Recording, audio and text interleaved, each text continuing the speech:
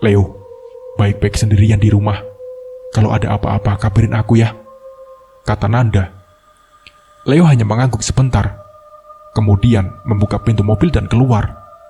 Sebenarnya sangat berat Nanda membiarkan temannya itu keluar dari mobil dan masuk ke rumahnya. Sendirian dengan suasana hati yang pedih, ia pasti butuh seseorang di sampingnya. Tapi bagaimana lagi? Nanda pun punya kesibukan. Ia hanya bisa berdoa yang terbaik, berharap Leo baik-baik saja sendirian. Setelah masuk kembali ke rumahnya, suasana suram dan gelap kembali menyambutnya.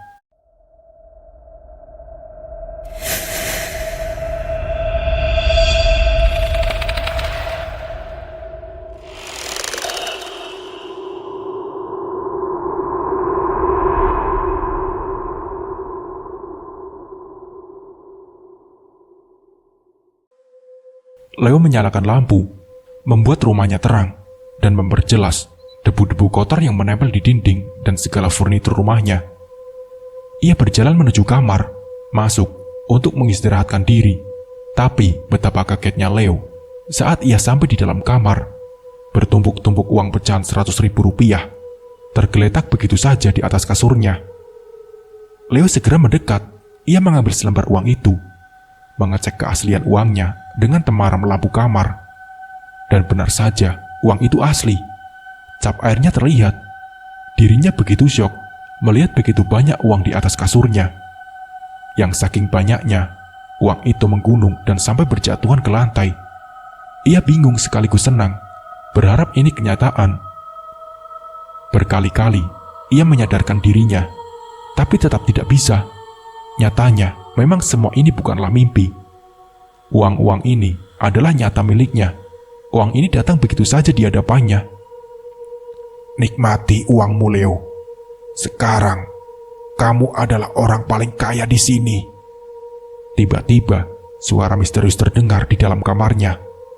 Leo mendongakkan kepalanya ke atas, lalu melihat sekitar kamar. Sosok itu tidak terlihat, tapi aura dan energinya bisa Leo rasakan. Sosok itu berada di kamarnya saat ini. Leo yang sudah kegirangan lalu berlutut di lantai sambil memegang uang itu.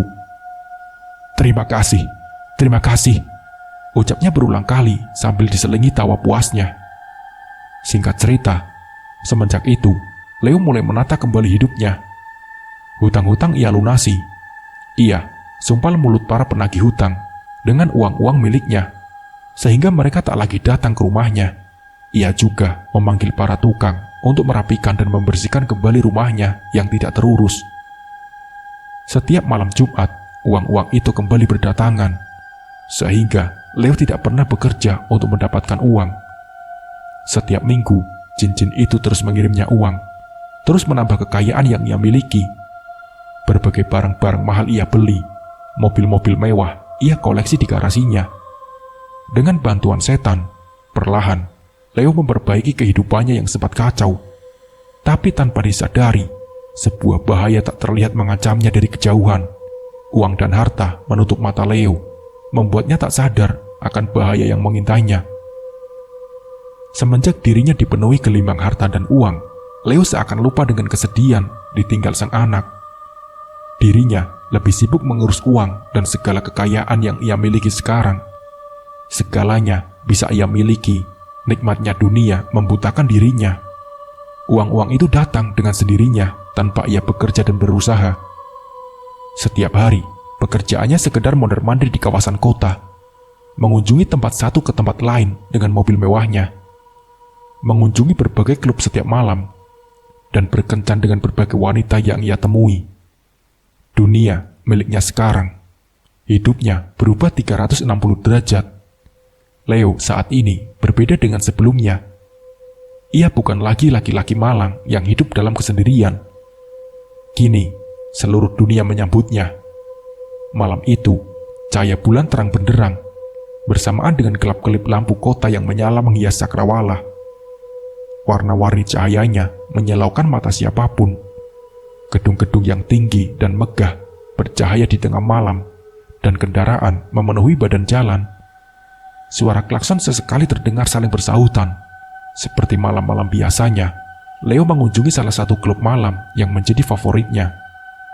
Ia duduk dengan nyaman di sebuah sofa yang empuk, seorang diri dan hanya ditemani secangkir minuman keras, lengkap dengan botolnya.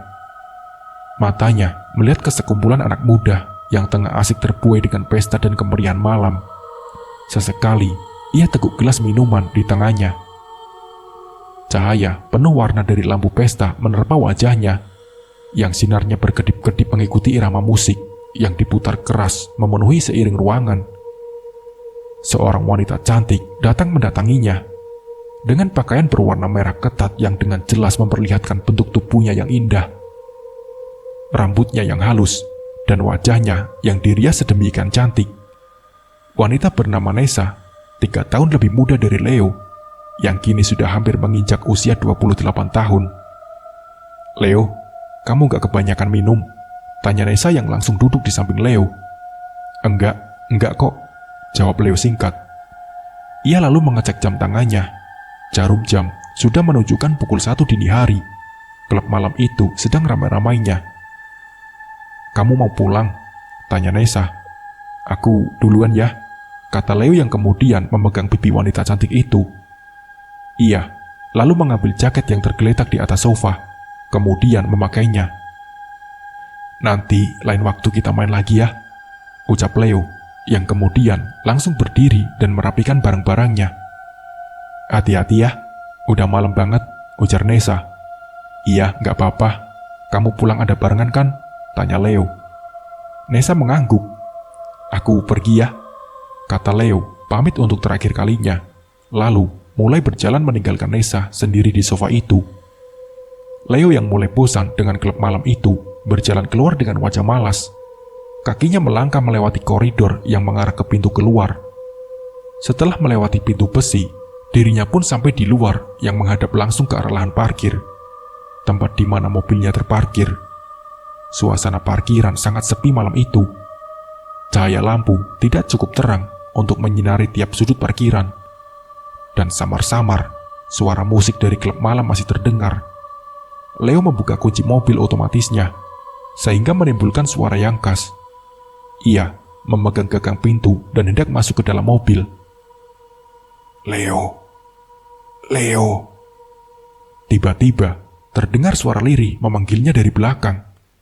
Suaranya amat halus dan samar. Leo pun menoleh, tapi tidak ada siapapun di sana. Halo? Panggil Leo, memastikan tidak ada orang. Tapi suasana parkiran benar-benar sepi saat itu. Ia pun mengabaikannya dan buru-buru masuk ke dalam mobil. Bersandar di jok mobil yang nyaman dan hawa sejuk dari AC. Saat melihat ke depan, ia merasa ada yang aneh dengan kaca depan mobilnya. Seperti ada beberapa helai rambut perempuan yang cukup panjang jatuh dari atas mobilnya, sehingga menghalangi pandangannya ke depan. Leo yang merasa aneh lalu menyalakan wiper mobil untuk menyingkirkan benda mirip rambut itu. Wiper mobil pun mulai bergerak di kaca depan mobilnya. Benda tipis itu bergeser ke kanan dan ke kiri untuk membersihkan kaca depan. Bukannya menghilang, rambut-rambut misterius itu justru bertambah banyak dan menggulung-gulung wiper mobil. Saking banyaknya rambut itu, bahkan membuat wiper mobilnya macet. Dan melihat itu, Leo buru-buru turun dari mobil untuk melihat apa yang terjadi. Begitu ia turun dan mengecek langsung, tiba-tiba rambut itu sudah menghilang. Tidak ada rambut sama sekali, dan wiper mobilnya bergerak normal di kaca depan. Ia mengusap-usap kaca depan mobil untuk memastikan, tapi tetap saja, sama sekali tidak ada rambut di sana. Leo yang merasa semakin aneh kembali masuk ke mobilnya. Ia buru-buru menyalakan mobil. Lampu depannya menyala, menyinari sisi parkiran yang gelap. Suara mesinnya mulai terdengar. Leo lalu menginjak pedal gas dan mulai bergegas pergi meninggalkan parkiran klub malam itu. Jalan-jalan perkotaan sangat sepi saat itu. Hanya beberapa mobil dan motor yang lewat. Sesekali masih terlihat pedagang makanan dan cemilan malam yang berjualan di trotoar. Sirene mobil polisi juga terdengar, mengisi malam dengan berpatroli keliling kota. Dengan wajah sedikit mengantuk, Leo berusaha fokus dan menatap jalanan di depan. Karena jalanan yang kosong, ia bisa dengan bebas melaju dengan kecepatan tinggi. Bahkan lampu merah pun ia terobos. Di dalam kantuknya itu, mendadak mobilnya mengeluarkan bau tak sedap. Awalnya, bau itu tercium tipis-tipis. Leo segera mengatasinya dengan sebuah pengharum ruangan dengan wangi jeruk lemon. Tapi bukannya menghilang, bau itu semakin terasa kuat. Sampai akhirnya, Leo bisa mencium jelas bau apa itu. Bau busuk. Itulah yang sedang ia cium di dalam mobilnya. Untuk menghilangkan bau itu, Leo membuka kaca jendela depan, membiarkan angin membawa masuk udara malam, dan berharap mengusir bau busuk itu. Leo, Leo. Suara panggilan itu kembali terdengar. Seluruh tubuh Leo mulai merinding. Batin Leo yang memang sudah mulai peka, mulai merasakan suatu energi asing yang masuk ke dalam mobilnya. Tapi ini bukanlah energi yang ia kenal. Jantung Leo mulai berdegup kencang. Ia sadar ada sesuatu yang datang ke mobilnya. Sesuatu yang asing. Aku di sini, Leo. Aku di sini. Suara itu terdengar lagi. Siapa kamu? Siapa? Bentak Leo dengan nada tinggi. Di samping itu, ia juga semakin mempercepat laju mobilnya. Ia rasanya buru-buru sampai di rumah dan keluar dari mobil ini. Menjauh dari sosok yang tidak ia kenal ini, bau busuk itu masih tercium jelas. Angin dari luar dan pengharum ruangan tak bisa mengusirnya. Sampai puncaknya, ketika mobilnya melewati salah satu tikungan, bagian belakang mobilnya terkena cahaya dari lampu jalan. Sehingga Leo bisa melihat dengan jelas ke bagian belakang mobil. Saat ia melihat ke belakang melalui spion tengah, ia kaget bukan main. Sosok pocong dengan wajah hitam dan penuh luka bakar sedang duduk manis di kursi penumpang. Mata pocong itu melotot, menatapnya, dan lidahnya menjulur penuh liur dan menjijikan. Karena kaget tak sengaja, Leo membanting setir ke kanan. Sebelum mobilnya menghantam trotoar, ia lebih dulu menginjak rem. Sehingga mobil itu berhenti mendadak.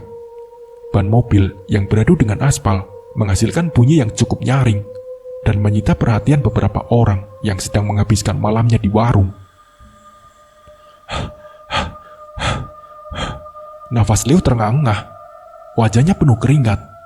Ia bersandar sambil menenangkan dirinya. Tiba-tiba, sesuatu mengetuk kaca jendela mobilnya. Lagi-lagi, Leo kaget sampai dirinya hampir melompat. Tapi ternyata, itu adalah salah satu warga yang kebetulan ada di dekatnya. Menyadari bahwa itu manusia, Leo segera membuka kaca jendelanya. "Kenapa, Mas? Hampir aja menabrak. Ngantuk?" tanya pria parubaya itu. Leo menggeleng. Nggak apa-apa kok, Pak. Cuma oleng dikit saja tadi," jawab Leo. "Keluar dulu, Mas. Ngopi dulu sini biar nggak ngantuk," ajak pria tua itu. Iya, Pak. Makasih ya. Saya mau pulang langsung," jawab Leo. "Nggak mabuk kan?" tanya pria tua itu. Leo menggelengkan kepala. Setelah itu, ia kembali memacu kendaraannya. Sosok pocong mengerikan itu sudah menghilang. Tapi samar-samar, bau busuk itu masih tercium. Leo pun kembali melaju di tengah jalanan yang sepi malam itu, sambil merasakan bahwa sosok itu kemungkinan masih berada di mobilnya. Beruntung, setelah itu, Leo bisa pulang ke rumahnya dengan selamat, tanpa ada gangguan lagi dari makhluk halus itu. Mungkinkah itu makhluk dari Gua Stonggo? Batin Leo saat sampai di rumah. Setelah sekian banyak malam ia habiskan di klub, perlahan, Leo mulai bosan dengan kehidupan malamnya. Tak ada hal yang menarik lagi. Ia menginginkan sesuatu yang baru. Ia sudah tidak pernah lagi datang ke klub itu. Leo menghabiskan uang dengan cara lain, berlibur ke tempat favorit, makan makanan enak, dan membeli barang-barang untuk menyenangkan dirinya sendiri. Selain itu, ia juga memutuskan untuk menjalin hubungan dengan Nessa, wanita cantik yang sudah didekatinya selama berminggu-minggu itu. Kini, akhirnya resmi menjadi pacarnya. Semenjak keduanya berpacaran, Leo dan Nessa tinggal dalam satu rumah. Hari-hari, Leo pun kian hidup, ia tak perlu lagi pergi keluar untuk mencari teman. Kini dirinya bukan lagi pria kaya yang kesepian. Sekarang, setiap bangun tidur, ia selalu melihat Nessa di sampingnya. Seperti di pagi hari ini. Sekitar pukul 7 pagi, Leo telah rapi memakai jaket dan celana panjangnya. Rambutnya disisir ke belakang, sementara di ranjangnya, Nessa masih terlelap dengan selimut yang hangat dan tebal. Leo mengambil dompet, tas dan kunci mobilnya. Semuanya ia simpan di dalam saku celana dan jaket. Setelah memastikan semuanya sudah siap, Leo berjalan mendekati Nessa yang masih tertidur. Nessa," panggil Leo. Mendengar itu, Nessa sedikit membuka matanya. Setengah sadar, ia melihat sang pacar yang sudah rapi. "Apa?" tanyanya dengan nada malas. "Aku mau ketemu Nanda di luar. Kamu aku tinggal ya. Nanti siang aku pulang," kata Leo. Sambil kembali memejamkan mata, Nessa mengantuk. "Ya udah, sana. Tapi pulangnya beli makanan ya," ucap Nessa. "Iya, jangan khawatir," jawab Leo. Leo lalu berjalan meninggalkan Nessa. Ia tutup pintu kamarnya. Sementara di ranjang, Nessa menarik selimutnya dan lanjut tidur sampai siang hari. Samar-samar, ia bisa mendengar suara mobil Leo yang menyala, kemudian berjalan menjauh, menandakan sang pacar yang mulai berjalan pergi. Singkat cerita, hari sudah hampir siang. Cuaca semakin terik di luar sana, hawa pun semakin panas. Sinar mentari masuk melalui ventilasi dan jendela yang sedikit terbuka, menyinari kamar Leo. Kemilauannya terpantul di cermin yang terpasang di lemari kayu berkualitas tinggi yang dibelinya dengan harga mahal. Sementara di ranjang, Nessa masih terlelap. Spray kasur dan selimut dibuat berantakan olehnya, yang sering berubah-ubah posisi tidur. Ia abaikan cuaca yang kian panas dan hari yang semakin siang di luar sana. Nessa hanya ingin tertidur seharian ini. Setelah melewati malam panjang yang melelahkan, silau cahaya mentari menerpa wajahnya, sehingga Nessa segera merubah posisi tidurnya. Kini, ia berbaring ke arah kanan, menghadap ke pintu kamar. Tangannya memeluk seseorang yang berbaring di sampingnya. Ia mendekatkan badannya dan semakin memeluk seseorang yang berbaring di sampingnya. "Udah siang, Leo. Mau bangun males banget ya," ucap Nessa, setengah sadar sambil tersenyum. Matanya masih terpejam. Ia meraba-raba tubuh seseorang yang berbaring di sampingnya. Setelah beberapa menit memeluk orang itu, Nessa baru menyadari sesuatu yang cukup aneh. Leo sudah pergi sejak pagi tadi. Belum ada tanda-tanda kepulangannya. Nessa sendirian di rumah. Lantas, siapa yang tidur di sampingnya? Siapa sosok yang dipeluk Nessa? "Leo? Leo?" panggil Nessa. Tapi tidak ada jawaban. "Leo? Leo?" panggilnya lagi, sambil memukul sosok yang tidur di sampingnya. Dipanggil kok nggak jawab sih?" ucap Nessa. Nessa lalu membuka matanya dan melihat sosok yang sedang ia peluk. Nessa pun menjerit sekuat mungkin. Kemudian dirinya melompat ke lantai. Kakinya sampai membentur keramik dengan keras hingga sakit. Nessa terus menjerit sambil bersembunyi di samping lemari. Ia pun kaget bukan main ketika menyadari bahwa bukan Leo yang sedang ia peluk, melainkan sesosok pocong dengan kain kafan kotor penuh tanah merah. Wajahnya gosong terbakar, matanya melotot dan lidahnya menjulur. Terdapat lubang-lubang kecil yang mengeluarkan lendir bau di wajah pocong tersebut. "Nessa, Nessa." Sosok pocong itu memanggilnya sambil menggeliat di atas kasur. Nessa pun menjerit sambil menangis ketakutan. "Ayo, peluk aku lagi, Nessa." Pocong itu terus menggodanya. "Pergi, pergi!" teriak Nessa sekeras mungkin. Bukannya pergi, makhluk itu justru tertawa puas melihat Nessa ketakutan. Sementara wanita cantik itu hanya bisa menangis, menjerit sambil meringkuk ketakutan di samping lemari. Ranjang tempat tidurnya berguncang-guncang dengan sendirinya. Pocong itu sedang menggeliat tak karuan di atas ranjangnya.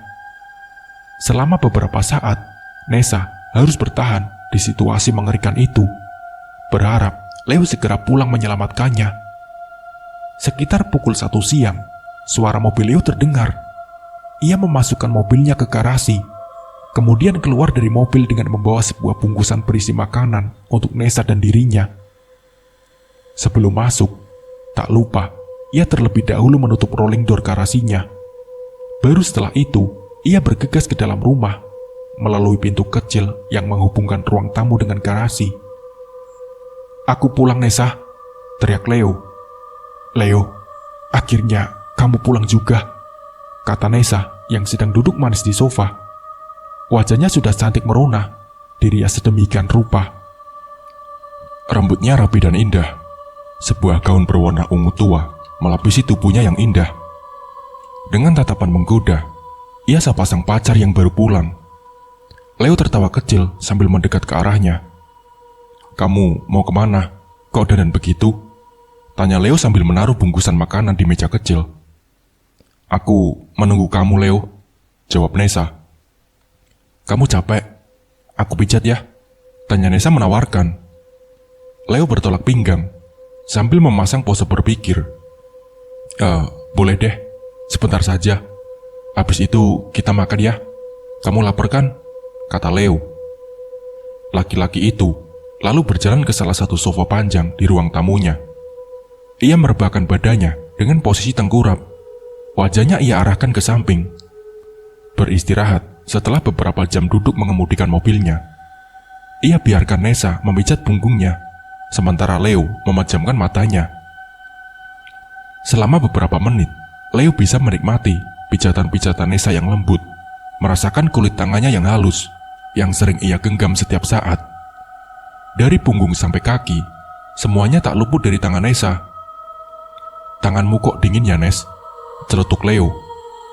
Tapi tidak ada jawaban dari sang pacar. Pelan-pelan, pijatan Nessa mulai mengeras. Leo masih bisa memakluminya. Tapi beberapa menit kemudian, pijatan Nessa mulai terasa kasar. Sehingga Leo sedikit merasakan tiap kali Nessa memijat tubuhnya. "Nes, pelan-pelan dong," kata Leo. Bukannya semakin pelan, Nessa justru semakin keras. Leo semakin merasakan sakit di tubuhnya. Berkali-kali ia katakan kepada Nessa untuk memelankan pijitannya. Tapi wanita itu sama sekali tidak menggubrisnya. Leo perlahan mulai kesal. "Udah deh, kaki aja," kata Leo yang masih memejamkan mata. Mendengar itu, Nessa menurut dan hanya memijat bagian betis kaki Leo saja. Akan tetapi, pijatannya semakin keras dan semakin keras. Bahkan, kini bukan memijat, Nessa justru mencakar kaki Leo, hingga Leo mengerang kesakitan dan menarik kakinya. Akan tetapi, kakinya seakan tidak bisa lepas dari tangan Nessa. Sampai akhirnya, Leo kesal dan membuka mata. "Kamu ini gimana sih?" Belum sempat Leo menyelesaikan usapannya, dirinya dibuat kaget dengan apa yang ia lihat. Ternyata bukan Nessa yang selama ini memijatnya, melainkan sesosok kuntilanak berwajah pucat, dengan area sekitar matanya berwarna hitam, dan rambut panjang yang gimbal, terlihat mekar berantakan. Kuntilanak itu sedang menggigiti kaki Leo dengan giginya yang runcing dan tajam. Leo berteriak sekeras mungkin dan menarik kakinya dari gigitan si kuntilanak. Setelah berhasil lepas dari gigitan makhluk itu, Leo buru-buru berdiri. Ia rasakan sakit di kakinya. Kuntilanak itu menatap Leo dengan pupil mata yang kecil dan memerah. Mulutnya menyeringai, memamerkan gigi-giginya yang tajam serta hitam. Leo yang agak pincang berlari menuju kamar. "Sini mas, aku pijati lagi." Kuntilanak itu tertawa, begitu nyaring dan memekik telinga. Leo masuk ke dalam kamar.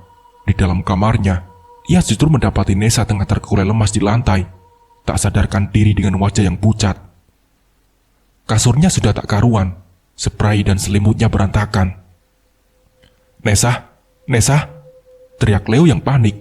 Segera ia angkat tubuh Nessa dan membaringkannya di atas kasur. "Apa ini? Kenapa jadi begini?" gumam Leo dengan wajah ketakutan. Malam yang sunyi di sebuah komplek perumahan. Semua penduduk sudah masuk ke rumah masing-masing. Mobil-mobil terparkir di garasinya. Beberapa masih ada di pinggir jalan, yang masih basah setelah diguyur hujan sore tadi. Tetes demi tetes air yang tersisa di dedaunan pohon yang jatuh ke tanah. Pantulan lampu jalan berkilauan di air-air yang menggenang di ceruk jalanan. Sedangkan langit masih berawan, sehingga rembulan dan gembintang malam masih bersembunyi di baliknya. Di dalam rumahnya, Leo duduk seorang diri, berhadapan dengan televisi yang menyala, menyiarkan acara olahraga. Dengan santai, ia menyandarkan dirinya di sofa. Kedua kakinya, ia luruskan dengan naik ke atas meja kecil. Tangan kirinya memegang sekaleng minuman, dan tangan kanannya memegang remote. Walau terlihat sedang menonton televisi, nyatanya tidak demikian. Dalam hatinya, Leo was-was, ditambah Nessa belum pulang setelah pergi dari rumah sejak sore tadi. Teleponnya sulit dihubungi. Untuk membuat suasana lebih ramai, Leo memutuskan untuk menyalakan televisi dan membesarkan suara. Hingga tak lama, Nessa yang menelpon duluan. Mendengar dering suara teleponnya, Leo segera mengambil handphonenya di meja. Segera ia angkat telepon itu. "Halo Nes," sapanya. "Halo Leo, aku ada di apartemen temanku," kata Nessa memberitahu. "Kamu mau pulang kapan? Mau dijemput?" tanya Leo sambil membenarkan posisi duduknya. "Aku gak mau pulang Leo. Jujur, aku takut. Kamu urus dulu aja deh rumah kamu itu. Panggil paranormal atau apa buat usir hantu-hantu itu," ujar Nessa. Leo menghela nafas. "Ada siapa di apartemen?" tanya Leo. "Ada Nindi sama Alice. Aku aman kok di sini. Kamu gak perlu khawatir ya," ucap Nessa. Leo mengangguk. Oke deh, besok pagi aku ke sana ya," kata Leo. "Iya Leo," jawab Nessa. Setelah itu, percakapan mereka pun selesai. Leo segera menutup teleponnya. Jam sudah menunjukkan pukul 11 malam. Sudah saatnya ia beranjak ke kasur dan terlelap dalam sunyinya malam. Televisi ia matikan. Semua bekas makanan dan minuman ia bereskan dari meja kecil. Setelah itu, dirinya meninggalkan ruangan tengah dan berjalan masuk ke dalam kamar. Leo mematikan lampu ruang depan, lalu masuk ke dalam kamar. Saat hendak menutup pintu kamarnya, ia melihat ada seseorang sedang duduk di sofanya di tengah kegelapan. Karena gelap, ia tak bisa melihat jelas siapa yang duduk di sana. Hanya nampak sebuah siluet, padahal Leo hanya sendiri di rumahnya. Perasaannya sudah tidak enak, tapi ia juga penasaran dengan sosok itu. Akhirnya, tangan Leo meraih tombol lampu. Dengan jantung berdebar, ia mencoba menyalakan lampu. "Oke, hitungan ketiga nyalain lampu," gumamnya. Mulutnya komat kamit sesaat menghitung sampai ketiga. Saat sudah masuk hitungan ketiga, tombol lampu ia tekan, lalu menyala. Mata Leo dengan jelas menangkap sosok yang tengah duduk di sofanya. Sosok pocong dengan lidah menjelur yang pernah ia temui sebelumnya. Ketika lampu dinyalakan, kepala pocong itu bergerak menoleh ke arahnya dengan mata melotot. Seketika, Leo langsung membanting pintu kamarnya hingga tertutup rapat. Tak lupa ia kunci pintu. Kemudian, ia buru-buru naik ke kasur, menutupi seluruh tubuhnya dengan selimut. Mau tidak mau, ia harus tidur saat itu juga. Matanya terpejam dan berharap akan terbuka kembali ketika pagi tiba. Sementara itu, di tengah apartemen, Nessa tengah bersantai bersama dua orang temannya di kamar apartemen dengan ranjang yang cukup luas.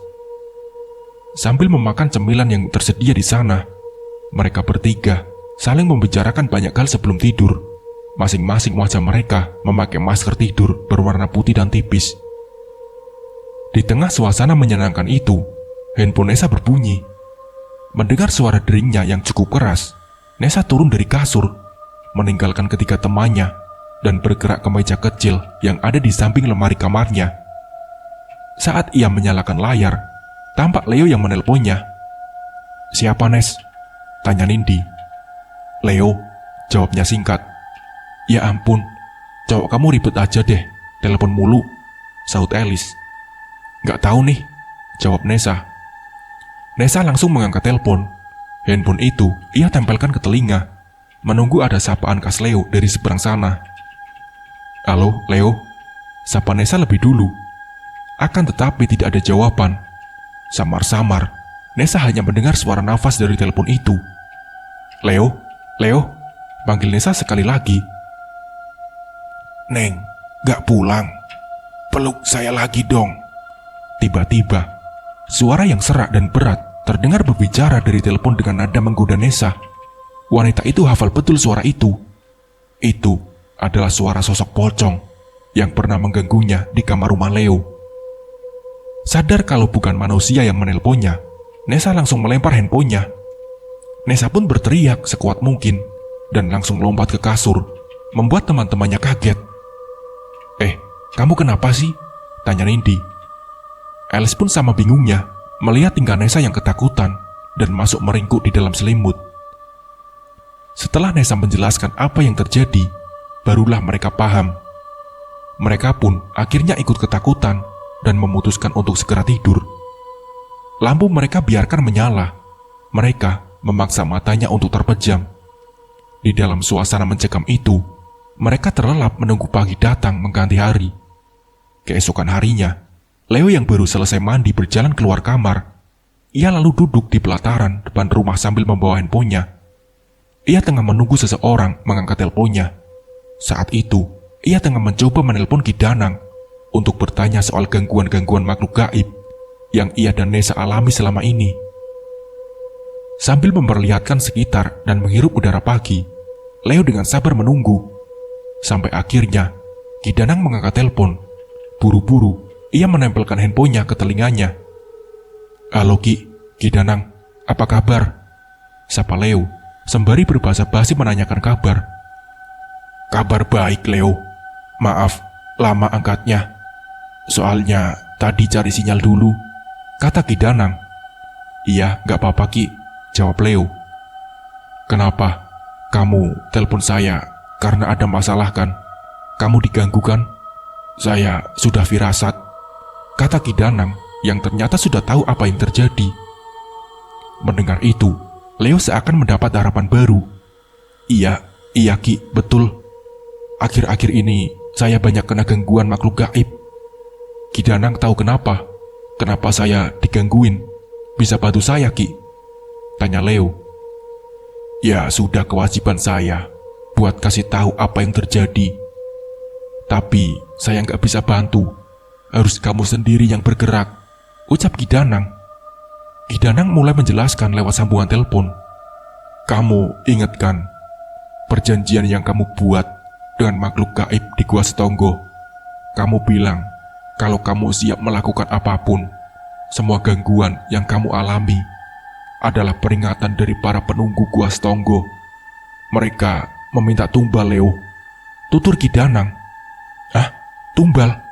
Leo pun terkaget mendengarnya. Iya, tumbal manusia, tegas Ki Danang. Kamu masih simpan golok yang diberikan oleh penunggu Gua Setonggo kan? Kamu harus membunuh orang menggunakan golok itu, Leo. Golok itu akan menghisap darah, dan dengan begitu kamu sudah menyerahkan tumbal, dan gangguan itu nggak akan datang lagi, tambah Ki Danang. Jadi itulah kenapa saya harus membawa golok itu ya. Ternyata golok itu ada fungsinya, kata Leo. Iya Leo, golok itu jadi perantara tumbalnya. Cepat lakukan Leo, berikan tumbalnya sebelum gangguan semakin memburuk dan berakibat tak baik untuk dirimu sendiri. Mereka haus darah Leo, ucap Ki Danang memperingati. Setelah percakapan di antara mereka selesai, Leo mematikan telepon dan buru-buru berjalan masuk ke dalam rumahnya. Ia buru-buru berjalan ke kamar. Sesampainya di kamar, ia raih tas miliknya. Dari dalam tas itu, ia keluarkan sebuah golok pemberian makhluk halus penghuni Gua Setonggo yang masih ia simpan sampai sekarang. Leo menatap dalam-dalam golok itu. Iya Leo, gunakan itu. Bunuh siapapun dengan golok itu. Sebuah bisikan misterius terdengar jelas di telinga Leo. Malam itu, Tanpa sepengetahuan Nessa, Leo pergi meninggalkan rumah dengan mobilnya. Sang pacar masih takut untuk pulang dan memilih untuk tetap berada di apartemen temannya yang ia rasa cukup aman untuknya mengungsi. Cahaya lampu mobil Leo menyala, menerangi halaman rumah dan jalan komplek di depannya. Setelah itu, suara mesin mobil pun terdengar. Leo menjalankan mobilnya perlahan memasuki jalanan. Dengan nyaman, Leo duduk di dalam mobil. Tangannya dengan lihai menggerakkan setir ke kanan untuk berbelok arah. Dengan kecepatan sedang, ia berjalan keluar komplek, melewati portal yang dijaga oleh beberapa satpam di posnya. Baru setelah itu, ia bertemu dengan jalan raya yang masih ramai malam itu. Mobil Leo mulai masuk ke dalam ramainya jalan raya. Ban mobilnya bersentuhan dengan aspal jalan yang kasar. Bersama kendaraan lainnya, mobil Leo meramaikan jalan raya. Sesekali terdengar suara klakson yang mengganggu. Sesekali lampu merah juga menahannya, membuat perjalanannya jadi semakin lama. Setelah beberapa kilometer berjalan, Leo pun melambatkan laju mobilnya. Ia masuk ke sebuah area sebuah gedung yang dikenal sebagai salah satu klub malam yang ramai. Klub malam yang dulu sering menjadi tempat Leo menghabiskan malamnya. Ia segera memarkirkan mobilnya, lalu mematikan mesin. Leo turun dari mobil dan segera masuk ke dalam klub malam itu. Saat sampai di dalam, kelap-kelip lampu pesta dan suara musik yang keras mulai terdengar. Leo melihat ke segala arah, mencari seseorang di tengah keramaian itu. Ia lebih dulu berjalan ke arah bar untuk duduk di sana. Segelas minuman ia pesan, dan sambil menikmati suasana. Leo meminum minumannya. Dari arah belakang, seseorang datang menyapanya. "Leo," panggil sesosok laki-laki gemuk dengan pakaian penuh warna dan tapak mahal. Sebuah kacamata terpasang di wajahnya. Leo menoleh dan melihat laki-laki itu. Darren," sapa Leo. "Wah, baru kelihatan lagi kamu. Semenjak jadian sama Nessa, kamu gak pernah balik ke sini," kata laki-laki bernama Darren itu. "Gak apa-apa, aku cuma lagi mau keluar aja," jawab Leo. Darren lalu ikut duduk di dekat Leo dan ikut memesan minuman. "Kenapa? Ada masalah sama Nessa?" tanya Darren. "Enggak kok, gak apa-apa," jawab Leo. Mata Leo menatap ke sana kemari mencari seseorang di tengah keramaian. "Gak apa-apa, tapi kok kamu tumben kesini? Sendirian lagi? Nessa kok gak ikut?" ucap Darren. Darren yang penasaran terus bertanya menggali informasi yang bisa jadi bahan gosip di grup chatnya. Mata Leo melihat sosok perempuan bergaun biru yang sedang mengobrol dengan teman-temannya di dekat panggung musik. Wanita dengan rambut bergelombang itu menarik perhatian Leo. Langsung saja, tanpa menjawab pertanyaan dari Darren, Leo buru-buru turun dari kursinya. "Darren, maaf ya, aku duluan," ucapnya, yang langsung buru-buru berjalan meninggalkan Darren. "Mencurigakan banget sih itu orang," gumamnya sambil memperhatikan Leo. Leo berjalan menerobos kerumunan orang yang berkumpul. Ia berjalan cepat ke arah panggung sebelum wanita yang ia lihat menghilang. Sesampainya di dekat panggung, Leo menghampiri wanita bergaun biru itu. Mata mereka saling bertatapan dan saling melontarkan senyum.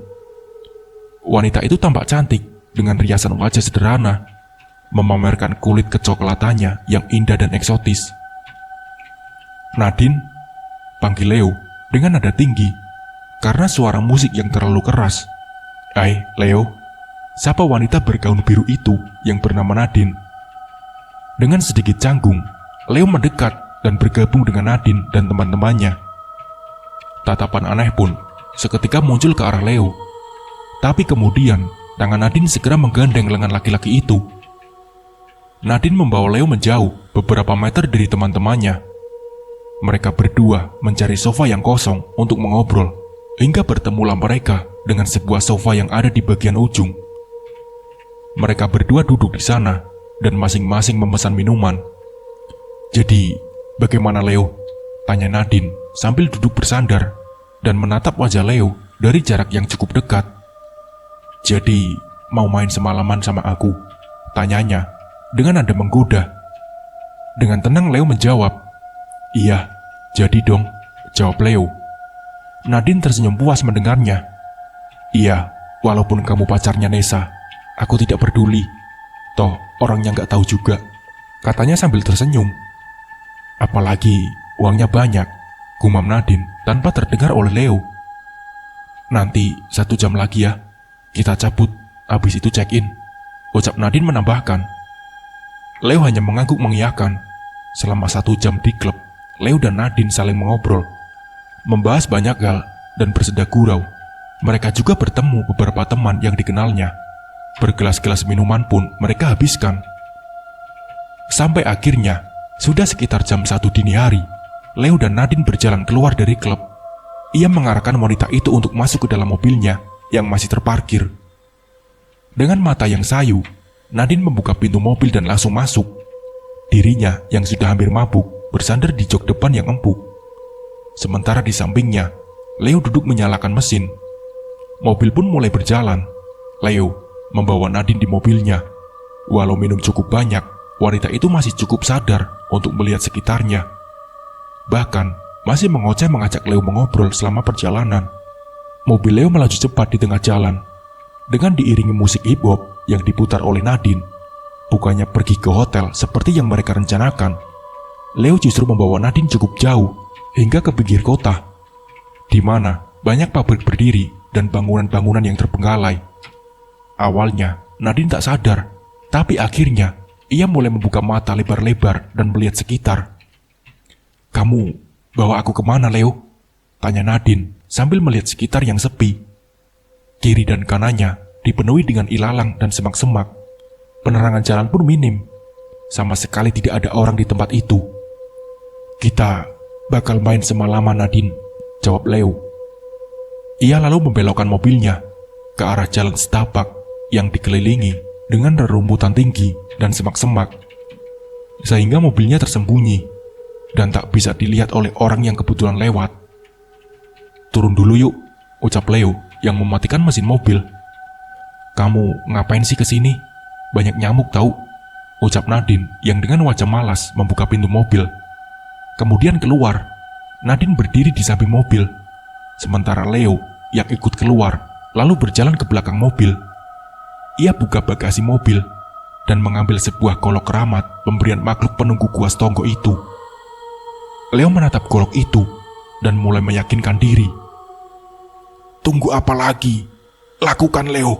Lakukan. Tepati janjimu. Sebuah bisikan terdengar di telinganya, membuat Leo semakin yakin dengan apa yang ia lakukan. Ia pegang kuat-kuat goloknya. Setelah itu, ia tutup kembali bagasinya. Kemudian, Leo berjalan cepat ke arah Nadine yang berdiri membelakanginya. Melihat adanya kesempatan, tanpa ragu, Leo langsung menikam Nadine dari belakang, tepat mengenai bau kanannya.